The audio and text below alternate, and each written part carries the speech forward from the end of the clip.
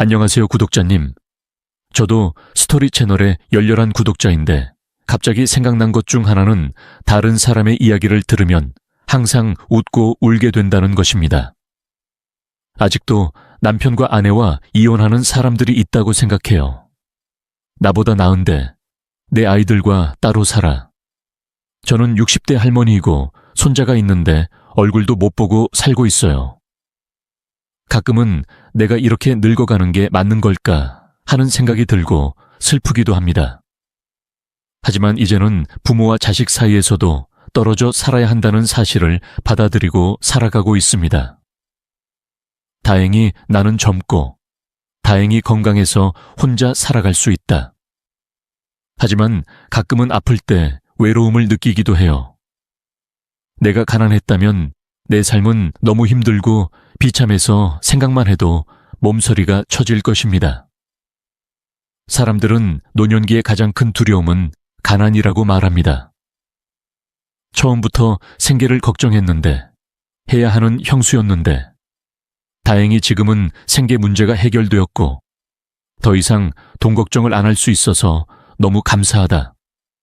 하지만 내 오랜 세월의 힘든 생활이 어떻게든 보상을 받은 것 같아요. 인생은 원작 영화보다 더 드라마틱하지 않나요?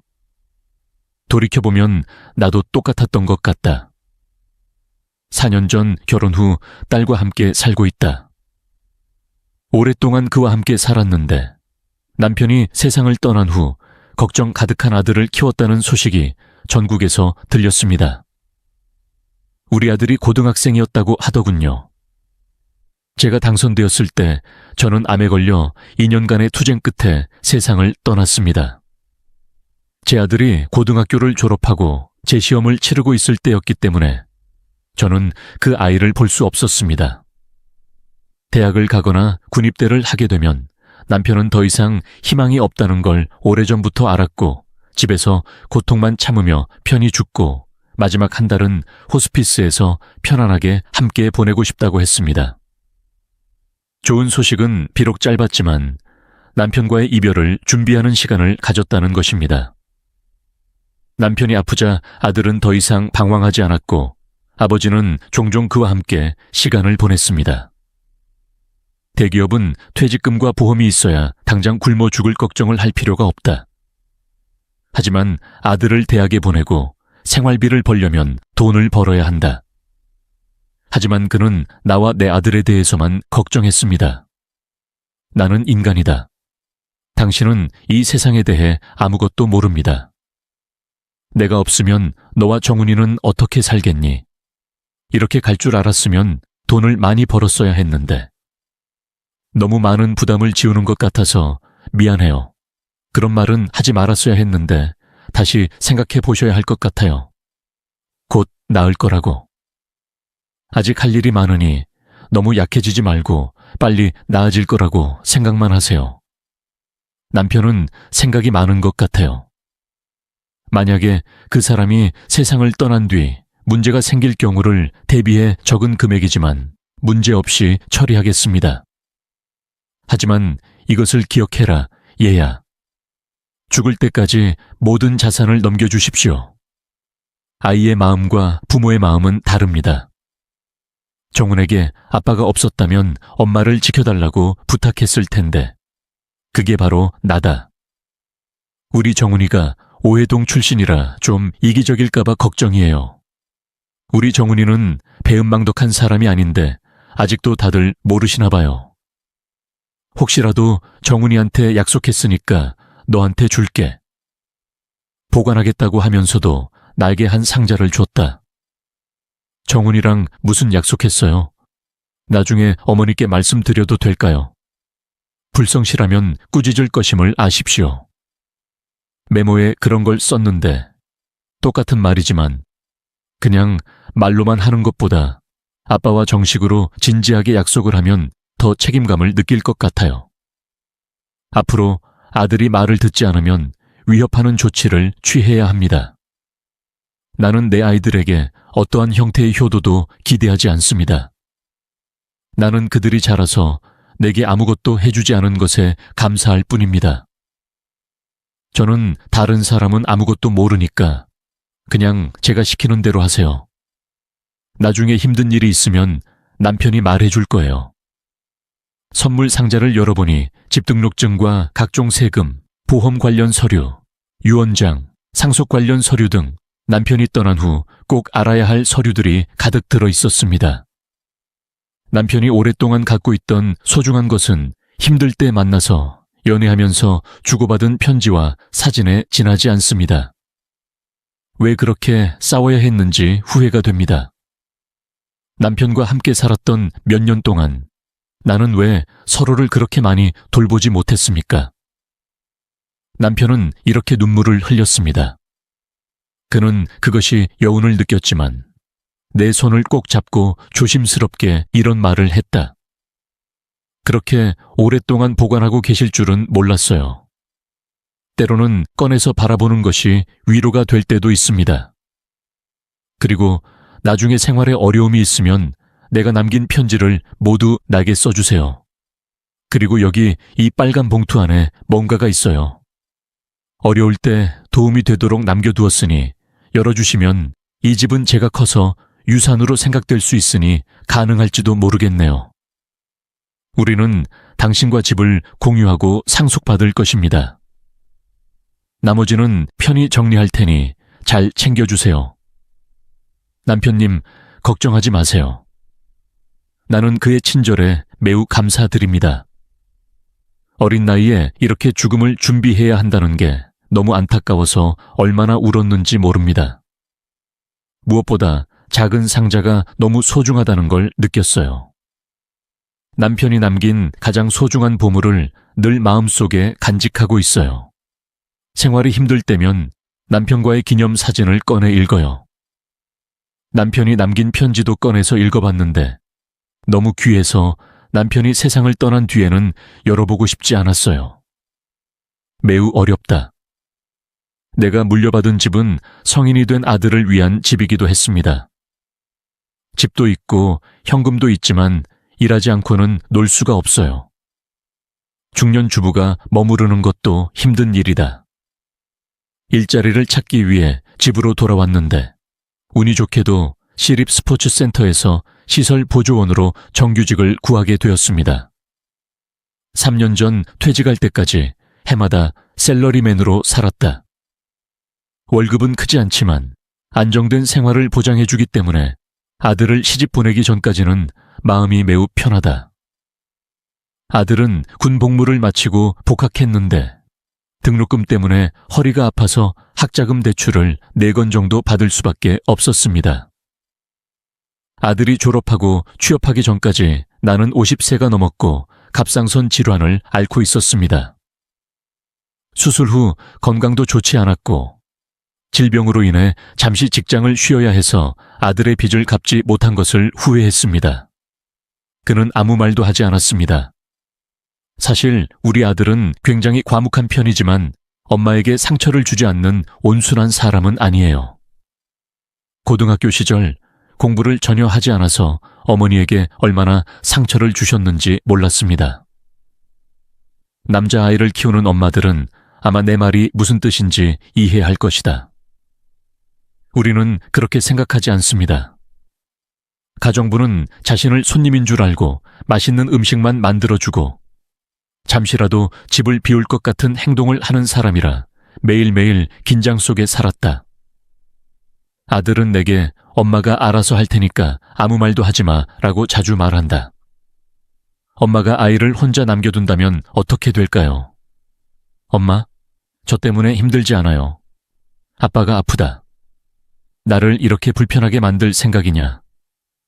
아빠가 아픈 것은 내 잘못이 아니다. 배우다. 저는 그게 더 싫어서 그냥 아무 말도 하지 말라고 했어요. 남편의 암투병은 아들이 아직 고등학생이 되어 학교에 다니던 시절에 큰 트라우마였을 것입니다. 가족의 우환을 이해해야 합니까? 나도 힘들어서 아들을 많이 혼낸다. 그 사람도 나한테 화를 많이 발산하는데 있든 없든 큰 차이가 있다. 내 아들과 나의 관계를 막은 사람. 아들이 화를 내고 그런 짓을 할 때마다 나는 조용히 기다리기만 하면 된다. 아무것도 아님. 그러던 중 고등학교 3학년 말에 눈이 정상으로 돌아왔고 자신이 재시험을 치르고 있다는 사실을 알게 되었습니다. 경제적으로는 어려웠지만 남편에게도 도움이 되었던 일이었습니다. 아들이 재시험을 치르고 대학에 가는 모습을 볼 수 없어 그해 세상을 떠났다. 그 이후로 그와의 대화는 점점 줄어들었습니다. 그는 내가 온 마음을 다해 키운 아들이고 나는 언제나 그를 내 품에 안겨줄 준비가 되어 있습니다. 제 목표는 아이를 자신을 돌볼 수 있고 사회에서 역할을 할 수 있는 사람으로 키우는 것입니다. 시간은 너무나 빨리 흘러 어느새 정년이 다가오고 있었고 아들은 대학을 졸업하고 며느리를 만나 어느덧 본격적인 사회인이 되었습니다. 애인이 있다고 했을 때 처음으로 공공기관에 취직했는데 언제 처음 만났는지는 모르겠지만 우연히 만난 여자는 아주 명문가의 딸이었어요. 시의원의 딸이지만 감히 이름을 말할 수는 없고 현재는 왕실의 신하로 활동하지 않는 것으로 알고 있습니다. 어쨌든 내 아들은 미래의 며느리로 집에 데려온 아이를 정말 좋아합니다. 아들이 32살쯤에 결혼을 했는데 사실 결혼을 하면서도 슬픈 일이 많았어요.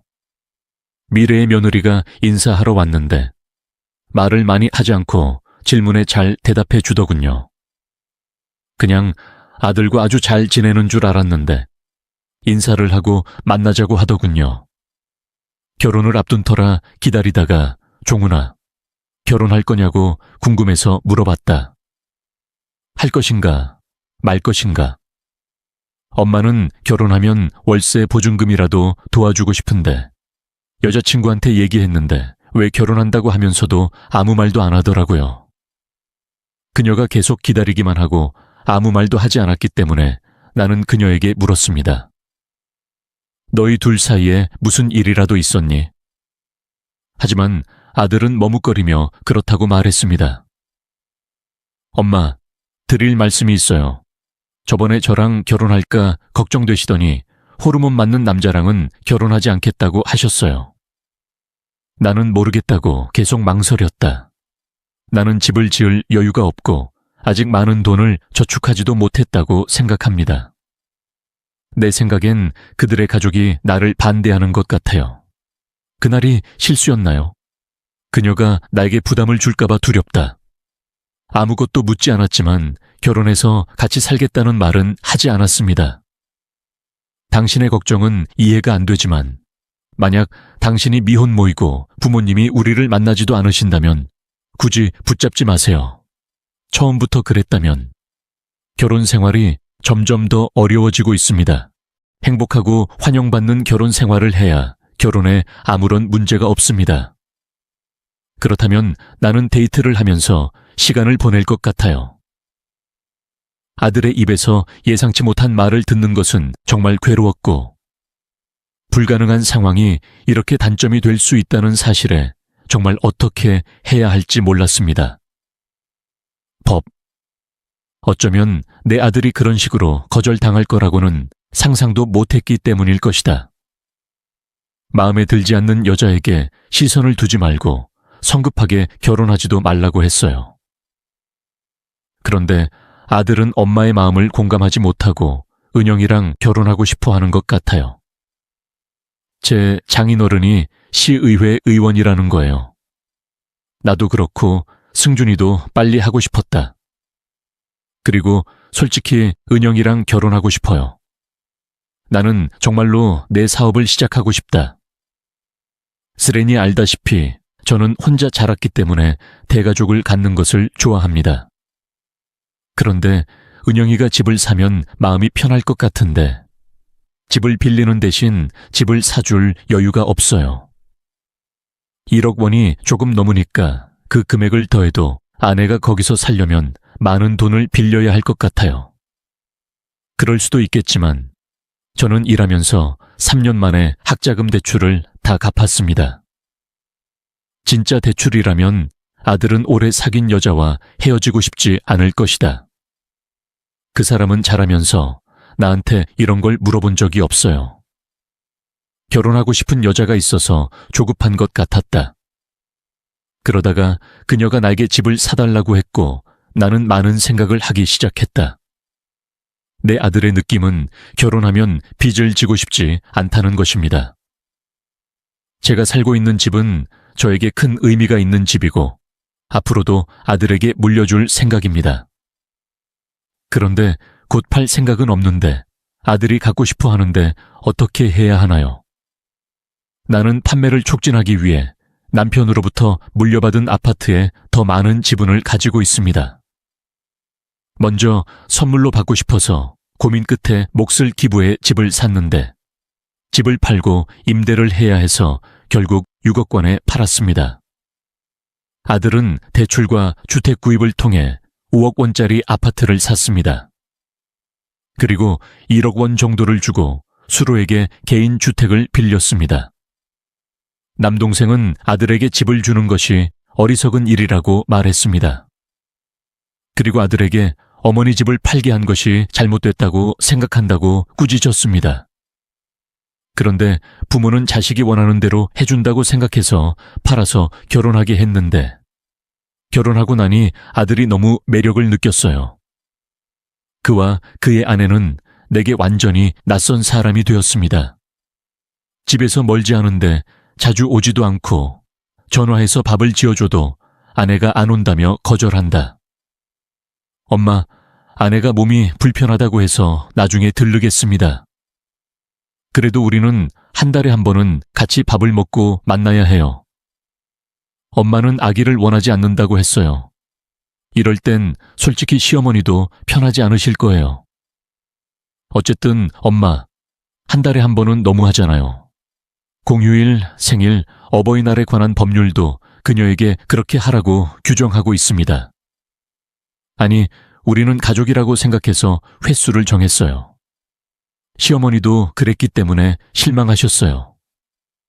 엄마, 요즘 며느리들이 욕하는 시어머니를 싫어하는 줄 알아요. 엄마, 쿨하게 살아주세요. 엄마가 올 때까지 기다리지 마세요. 엄마로서의 삶을 사는 것이 좋습니다. 그날은 아들이 그런 말을 했을 때 매우 슬펐던 기억이 납니다. 굳이 오라고 하면 소위 시어머니가 될 것 같아서 아무 말도 하지 않았습니다. 그런데 내가 과연 내 아들을 저렇게 키울 수 있을까 하는 의문이 들 때가 있었습니다. 스레니아 내 아들은 아내 가족의 거의 대리인으로 성장했습니다.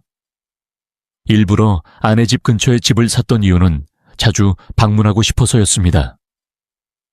결혼 초기에는 며느리가 말했듯이 어버이날, 내 생일, 아버지 기일 등 명절을 잘 챙겨줬다.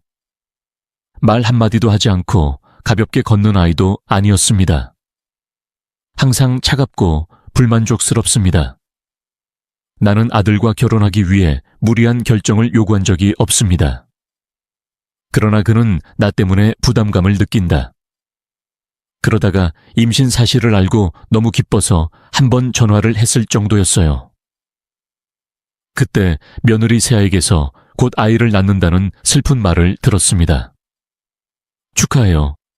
당신은 확실히 입덧이 심해요. 뭐라도 먹고 싶은 거 있어? 엄마, 뭐 먹고 싶은 거 있어요. 밥 다 먹었어요, 엄마. 부탁 하나 하고 싶어요.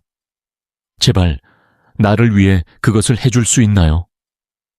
첫 손자를 만난 것을 축하하려고 전화를 했더니 며느리가 정말 무리한 요구를 했습니다.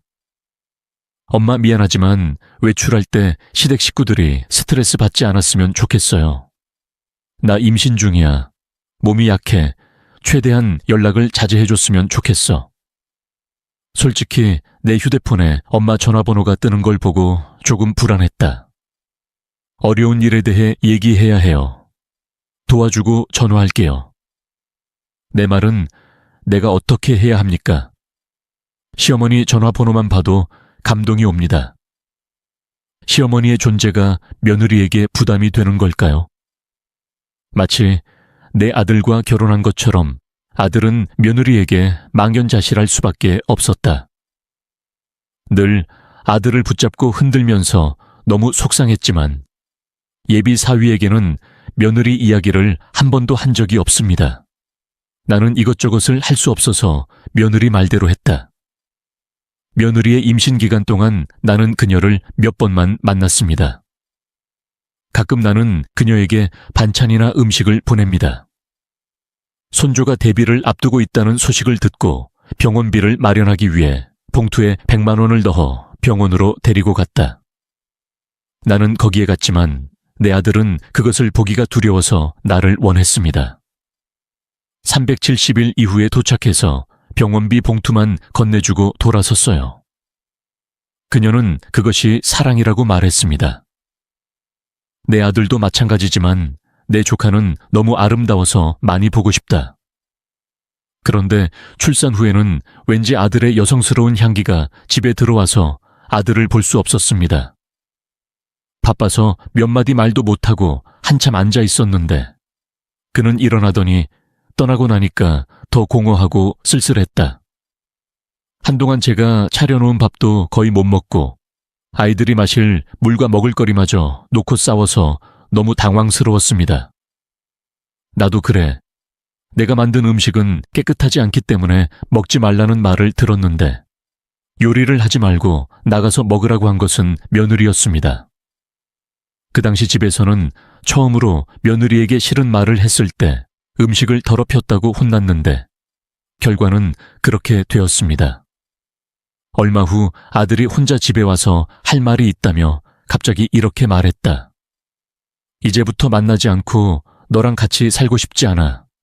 그냥 서로 안 보고 살자. 사실 엄마가 나를 부담스럽고 미워하고 중간부터 솔직하게 말하라고 해서 아내와 많이 싸웠다. 저번에 엄마가 나한테 심한 말을 했기 때문에 다시는 나를 찾으러 오지 마세요, 엄마. 성공하려면 시아버지께 도움을 청해야 한다는 걸 알아요. 엄마보다 아내의 가족을 더 잘 대한다면, 하지만 엄마 때문에 우리 관계가 계속 악화된다면 엄마를 만나지 않고 살아가는 게 도움이 될까요? 엄마, 솔직히 저는 지금과 별로 다르지 않아요. 안 보이니까. 엄마는 내가 먹고 살 정도로 만족하시는 것 같다. 가끔 돈을 주거나 정기적으로 오길 바란다. 내가 시키는 대로 했어. 아빠 없이 아이를 키우려는 엄마의 노력은 헛수고다. 어머니는 효도를 받아들이고 싶지 않습니다. 내가 바라는 건 네가 가끔씩 나와서 살아주길 바라는 거야. 그런데 엄마는 사실 엄마를 보지 않고는 살고 싶지 않다고 하더군요. 내가 널 잘못 키운 것 같아. 아내가 혹시 엄마가 싫다고 해도 그런 말을 하면 안 돼요. 나 또한 아내에게 아무 말도 하지 않았기 때문에 우리 가족은 어머니로부터 받은 재산이 하나도 없다. 은퇴를 위해 보증금을 사용하십시오. 저는 욕심이 없습니다. 대신 나중에 나를 도와줄 어떤 의무도 기대하지 마십시오. 그게 내 의견이야. 그리고 그와 함께 살아요. 내가 승진하려면 처가 식구들 앞에서 복종해야 하는데 내가 방해가 되니 어쩌겠는가. 한 달 동안 아들이 전화하기를 기다리다가 또 한 달이 지났지만 아들은 내게 전화를 하지 않았습니다. 그 이후에는 명절에 혼자 요리를 해서 너무 슬프고 후회스러웠습니다. 밥 먹다가 남동생이 와서 내가 혼자 있는 걸 보고 같이 앉아서 울었다. 제가 남자아이한테 그런 대우를 받을 거라고는 상상도 못했어요. 남편이 살아있을 때 내게 남긴 유품. 힘들 때 꺼내보세요. 열기 싫어서 열지 못했던 편지들도 있었는데 문득 생각나더군요. 나는 상자를 잘 보관하고 남편이 남긴 편지를 읽은 뒤 그 속에 들어있던 미개봉의 두툼한 빨간 봉투를 열었다.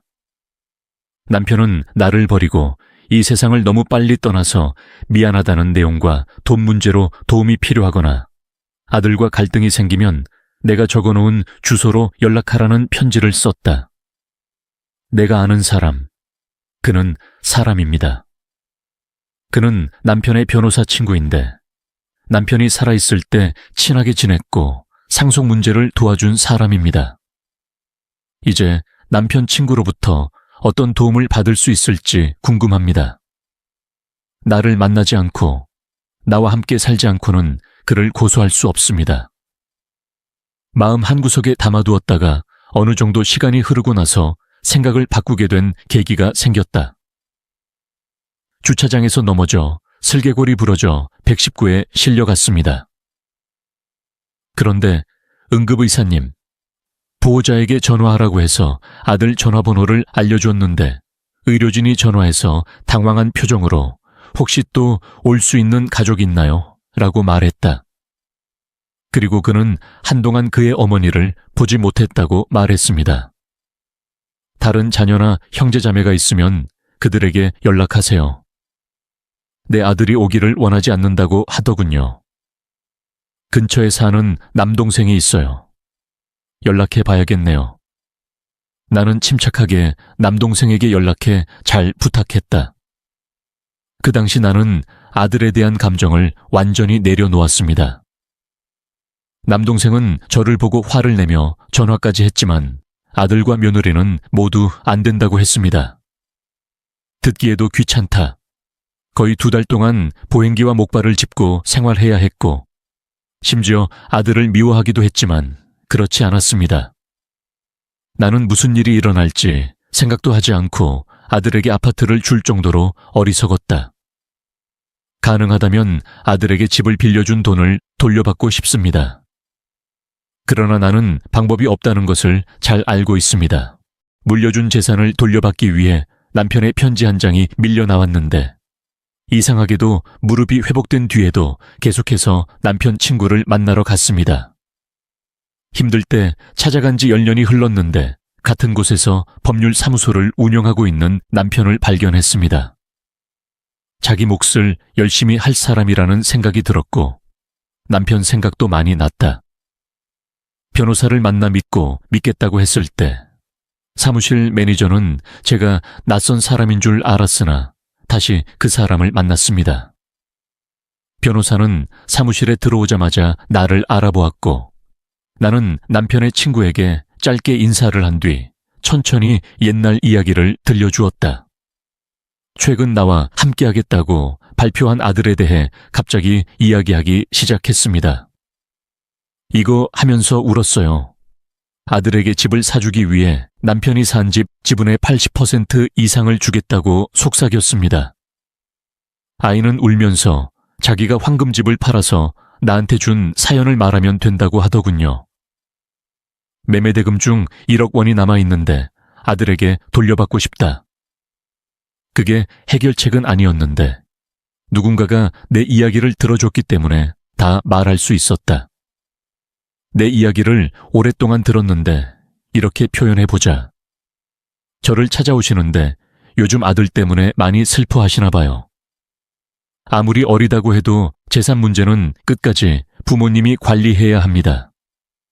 아이들도 부모에게 절을 해야 합니다. 내 친구가 이런 일이 일어날 것을 어떻게 알 수 있었습니까? 사실 그 사람이 나를 찾아오지 않는 걸 보고 잘 지내나 싶었다. 마음이 편해졌다. 그래, 내 친구는 평판이 좋은 사람이구나. 걱정하지 마세요. 아시스탄트가 다 알아서 할 테니 나만 믿어주세요.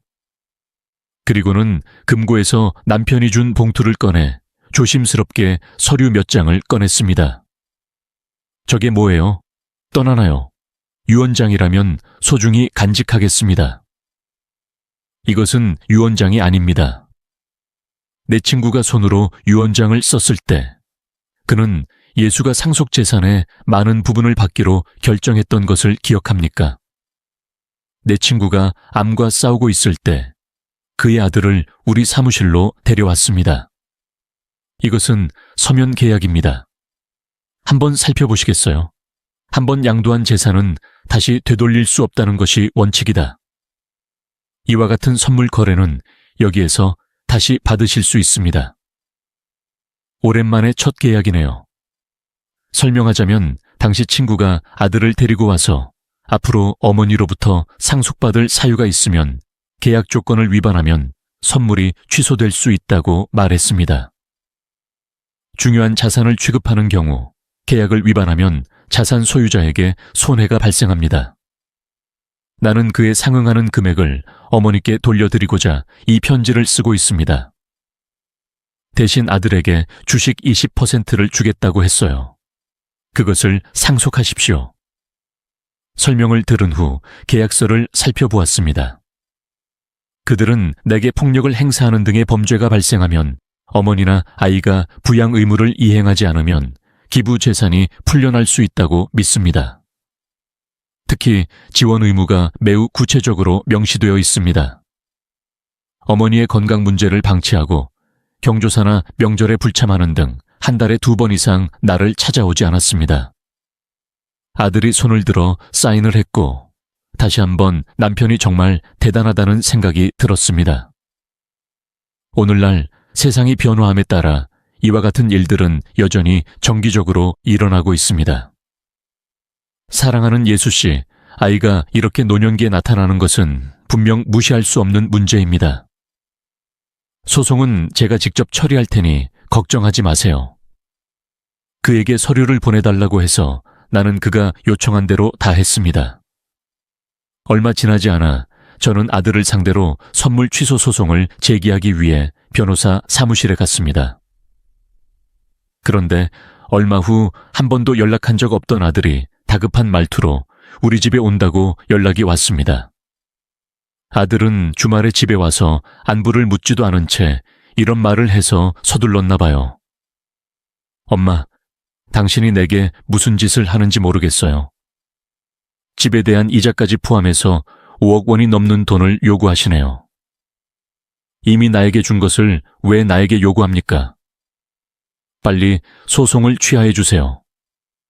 우리 집은 현재 구하기가 매우 어렵습니다. 첫 번째는 2년 만에 엄마를 떠난 후 당신이 어떻게 지내고 있는지입니다. 그게 다입니다. 당신이 내게 원하는 것이 무엇인지 이해합니다. 어머니가 준 돈을 돌려주고 집을 팔아서 아버지가 돌아가시면 그 내용이 적혀 있습니다. 당신이 계약을 위반했기 때문에 그것은 당연합니다. 그것을 돌려받기 위해 지금 살고 있는 집을 팔아서 어머니께 드리세요. 마음에 들지 않으면 끝까지 시도해보세요. 엄마, 그 계약서는 언제 작성됐나요? 재수생입니다. 20살이 뭘 알겠어요? 그 당시 당신은 성인이었습니다. 아무튼 엄마가 너한테 너무 실망해서 내가 응원해줬어. 그런 건 싫고 내 돈을 다 자식들에게 주고 늙어서 가난하게 살면 무슨 소용이 있을까? 엄마, 난 법을 따를 거예요. 내 말이 무슨 뜻인지 이해한다면. 솔직하게 미안하다고 하면 소송을 제기할 수도 있겠지만 우리 아들은 여전히 이기적이고 심지어 못된 인간이에요. 소송이 1년 넘게 질질 끌고 있는데 막다른 골목은 바로 저입니다. 나는 사건에서 승리했다. 나는 강제집행을 획득했으며 아들의 자산을 비밀로 유지할 준비가 되어 있습니다. 아들을 위해 택배 주문도 신청했어요. 신청까지 했습니다. 내 아들은 심지어 의심을 표시했습니다. 그런데 지금은 음식이 나온 뒤 시어머니가 확실히 놀라셔서 며느리와 함께 저를 만나러 오셨습니다. 내가 싫어했던 사람이 무릎을 꿇고 사과했다. 시어머니를 배려하지 않는 며느리, 남에게 절대 절을 하지 않는 아이다. 아들에게 다가와서 고개를 숙이고 엄마에게 미안하다고 말했습니다. 우리는 아직 성숙하지 않았습니다. 용서해 주세요. 당신은 우리 돈을 돌려받지 못할 것입니다. 여자 얼굴을 본 지 꽤 오래됐지만 그렇게 해보면 이해가 된다. 제발 그만하고 예전으로 돌아가세요. 이 사람도 맞습니다. 지난번에 당신을 방문했을 때 나는 당신에게 돈을 요구하지 않았습니다. 그리고 우리가 당신에게 하지 않은 일을 정말 후회하고 있으니 이제 그만하세요. 예상대로 아들 부부는 재산을 돌려받아야 한다는 판결이 내게 가장 마음이 아프기 때문에 인정을 요구하고 있습니다. 이제부터 조카랑 같이 살아야 하는데 이제 아들과 완전히 헤어져야 할 때가 된 것 같다며 저를 설득하려 했습니다. 내 생각엔 우리 둘 다 그러지 않는 게 더 좋을 것 같아. 한 번도 없었던 일을 할 예정이라면 소송 결과에 따라 할 것이기 때문에 시작도 하지 않을 것입니다. 어머니의 돈을 돌려받을 수 있는 방법을 찾아야 합니다. 돈이 없으면 집을 팔아야 하지 않겠습니까? 나는 당신에게 많은 시간을 줄 생각은 없습니다. 딱 3개월만요. 즈마, 왜 그러는 거야? 내가 이 사람과 이혼하는 걸 보고 싶나요? 그건 당신의 문제가 아닙니다. 집에 그것을 처리할 사람이 4명 있지 않나요? 보고 싶어하는 시부모님과 함께 라이브로 가실 수 있습니다. 너희 둘이 집에 와도 엄마가 너희를 며느리로 여기는데 난 안 그럴 테니까 너희들은 계속 그렇게 살아라. 이제부터 해운대 엄마, 우리 아빠, 우리 엄마는 이번에 공천을 못 받아서 더 이상 국회의원도 못하게 됐어요. 게다가 사업도 어렵다. 우리는 어떻게 어머니의 가족이 될 수 있습니까? 너 들어오면 내 말대로 아버지가 널 때려 죽이겠다. 남편과 이혼하든가 아니면 너와 딸만 책임지라던가. 그래서 나는 딱 2가지만 말하고 판결을 따랐다. 그렇지 않으면 남은 자산을 모두 보관할 수 없도록 정신적으로 준비해야 합니다. 엄마는 방금 너를 혼낼 생각을 하고 계셨다. 그런 행동은 부모와 자식 사이에서도 유지되어야 합니다. 가장 먼저 영혼을 끊고 살고 싶었던 것은 바로 어머니 천군이었다. 엄마는 다시는 만나지 않겠다는 마음으로 소송을 제기했습니다. 그 돈을 어떻게 모을 수 있나요? 빚을 갚을 돈도 없어요. 엄마는 제가 남편의 부모님과 함께 살기를 정말로 원하셨습니다. 시댁 식구들이 살아계실 때 그런 말씀을 하시다니 참 웃긴데요. 당신 자신의, 당신은 단지 2단어를 말하고 있습니다. 나는 더 이상 당신과 이야기할 힘이 없습니다. 내가 하겠다고 말한 규칙을 따르기만 하면 바로 해낼 수 있을 거라 믿습니다. 아들 부부를 집에서 내쫓고 3개월의 유예 기간을 줬지만 그동안은 팔 수 없었던 사정을 들어 용서를 구했습니다. 돈을 받기까지 거의 반년을 기다렸습니다. 우리 아들도 돈이 없어서 걱정이겠지만 가난하게 자라서 혼자 죽는 할머니는 되고 싶지 않아서 결심했어요. 요컨대 판결에 따라 아들에게 이자와 5억 원을 빚지고 있는 셈이다. 나는 마땅한 환불을 받았습니다. 노후에 유용하게 쓰려고 한번 저축했습니다. 나는 내 아들과 그의 아내가 다른 곳으로 이사했다고 믿습니다. 시부모님 집으로 돌아가서 재산 문제가 해결된 지 1년이 지났고 나는 아직도 거기에 있습니다. 나는 아들과 단절되었습니다. 아들이 진심으로 뉘우치고 미안하다고 하면 다 용서할 수 있는데 아들이 그냥 미안하다고만 하기는 참 어려울 것 같아요. 내 직업은 승진은커녕 아직도 개선되지 않았습니다. 그들은 그것을 할 수도 없다고 말했습니다. 시의회 의원이셨던 며느리 아버지가 어떤 사건에 휘말리게 되어 더 이상 시에 계시지 않습니다. 협의회 회원. 성공하려는 시아버지의 열망은 성공하지 못했습니다. 이것은 부모가 자녀에게 관심을 가져서는 안 된다고 생각하는 것입니다.